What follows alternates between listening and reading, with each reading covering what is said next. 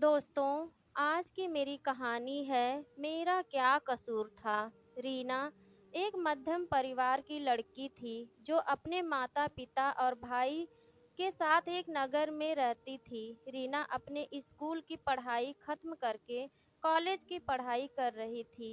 वह एक सीधी-सादी, भोली-भाली लड़की थी। वह पढ़ाई में बहुत तेज थी। कॉलेज की पढ़ाई पूरी हो चुकी थी। वह बहुत अच्छे नंबरों से पास हो गई थी। अब वह जॉब कर पिताजी की जिम्मेदारियों में उनका हाथ बटाना चाहती थी।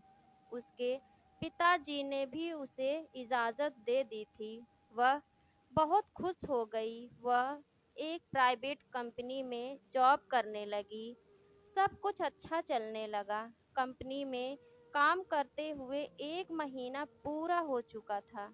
आज उसकी पहली कमाई उसके हाथ लगी थी। आज वह मन ही मन बहुत खुश थी। उस पहली कमाई से उसने अपनी माँ के लिए एक साड़ी, अपने पिता के लिए एक शर्ट और पैंट, अपने भाई के लिए एक जोड़ी कपड़ा लिया और खुशी-खुशी घर लौटी। वह मन ही मन सोच रही थी बाकी बचे रुपए वह अपनी माँ के हाथों में सौंप देगी।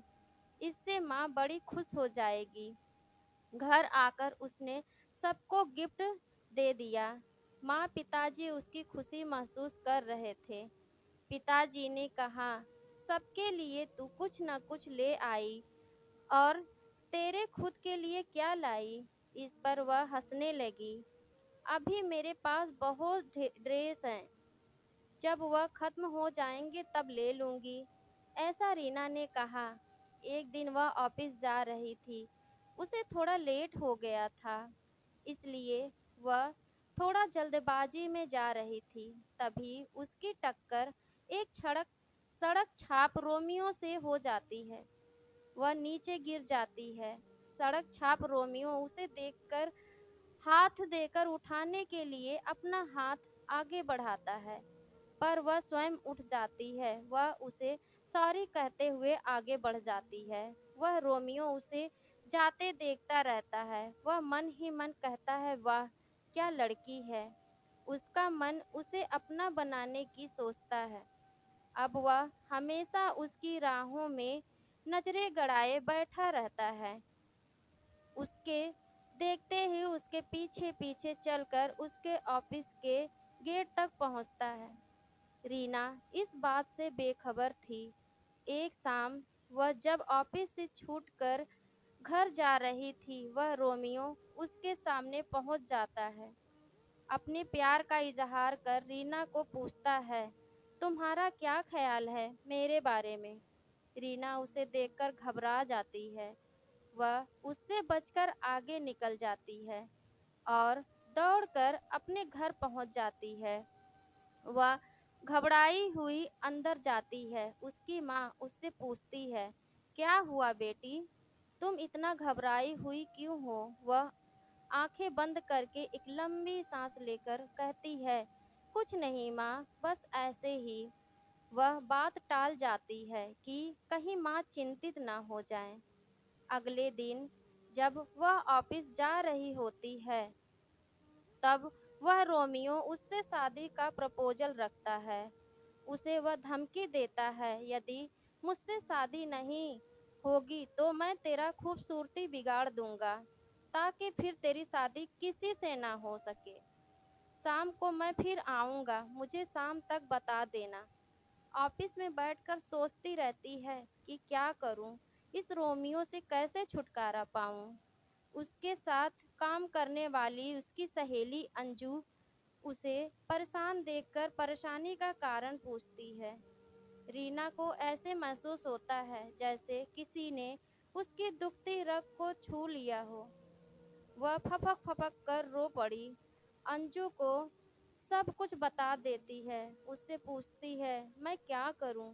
अंजू उसे कहती है, तू शाम को उसे मना कर देना और हम जाकर उसकी शिकायत पुलिस में कर देंगे। रीना, पुलिस में जाने पर बदनामी होगी, बात बढ़ेगी, कहती है। उसकी सहेली उसे आश्वासन देती है। अब उसका मन कुछ हल्का हो जाता है। शाम को वह अंजू के साथ ही घर के लिए निकलती है। ऑफिस से थोड़ी दूर पर ही रोमियो उसके सामने आकर पूछता है, क्या सोचा मेरे बारे में? रीना उसे ना कह देती है। उसकी ना सुनकर रोमियो बौखला जाता है। उसे बहुत गुस्सा आता है। रीना घर आ जाती है। आज उसे थोड़ी शांति रहती है, पर वह आने वाले खतरे को नहीं जानती थी। वह नहीं जानती थी कि उसके ऊपर कितनी बड़ी विपत्ति आने वाली है, जो उसकी पूरी जिंदगी तबाह कर देगी। अगले दिन वह घर से ऑफिस के लिए निकलती है। रास्ते में रोमियो बाइक पर सवार उसके आने का इंतजार कर रहा था। रीना को देखकर वह उसके नजदीक पहुंचता है। उसके हाथों में एक कांच की बोतल थी, जिसमें तेजाब भरा हुआ था। वह उसके पास पहुंचकर वह तेजाब उसके मुंह पर फेंक कर भाग जाता है।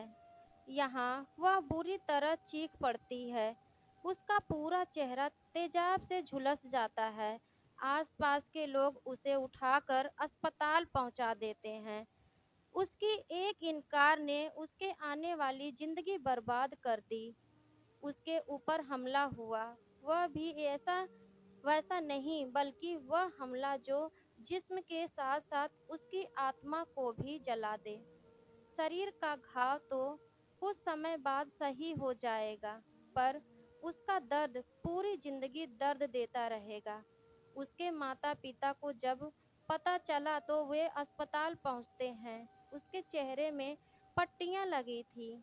उसकी माँ उसे देखते ही रो पड़ी। पिताजी को भी बड़ा दुख हुआ। कुछ दिनों बाद उसकी पट्टी खुलनी थी। डॉक्टर उसे इस पल के लिए उसका मनोबल बढ़ा रहे थे, उसे धैर्य दे रहे थे। आज उसकी पट्टियां खुल गईं। डॉक्टर ने उसे दर्पण दिखाने से पहले उसे समझा दिया था, तुम्हें धीरज से काम लेना होगा। उसने जैसे ही दर्पण देखा, उसके मुंह से भयंकर चीख निकल पड़ी। उसकी शक्ल बिगड़ चुकी थी। रीना उस दर्दनाक सुबह की एक भयानक कहानी बनकर रह गई थी। अपने पिता से कहा, भगवान ने मुझे यह कैसी सजा दे दी? इसमें मेरा क्या कसूर था? मेरा तो इतना ही कसूर था कि मैंने एक आवारा लड़के को शादी करने से मना कर दिया था। उसने मेरे इस ना के बदले मेरी पूरी जिंदगी बर्बाद कर दिया। कुछ दिन बाद पुलिस ने रोमियो को गिरफ्तार कर लिया। रीना अब पहले से थोड़ी ठीक हो रही है, लेकिन उस हादसे को याद करके कांप जाती है और यही कहती रहती है कि इसमें मेरा क्या कसूर था। तो दोस्तों, आज की मेरी ये कहानी कैसी लगी? कहानी अच्छी लगी हो तो प्लीज़ लाइक कर दीजिएगा। मेरे चैनल एमएल स्टोरीज़ को सब्सक्राइब कर लीजिएगा। मिलते हैं ऐसी प्यारी सी कहानी के साथ। तब तक के लिए बाय बाय।